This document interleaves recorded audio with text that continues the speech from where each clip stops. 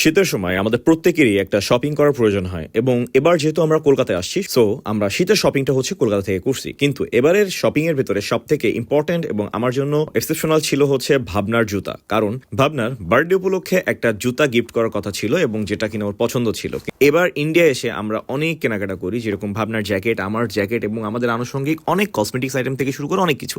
তার ভেতরে সব থেকে ইম্পর্টেন্ট ছিল হচ্ছে ভাবনার জুতা এবং এই জুতাটা হচ্ছে রেড টিপ ব্র্যান্ডের এবং জুতাটা দেখতে জাস্ট জোস।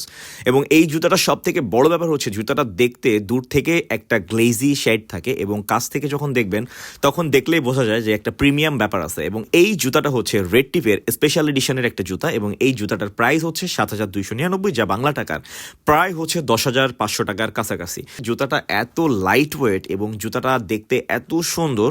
সো জুতাটা যখন আমি ভাবনার জন্য কিনি তখন হচ্ছে ও জানতো না, পরবর্তীতে হচ্ছে জুতাটা যখন ওকে গিফট করা হয় ও আসলে প্রচণ্ড খুশি হয়।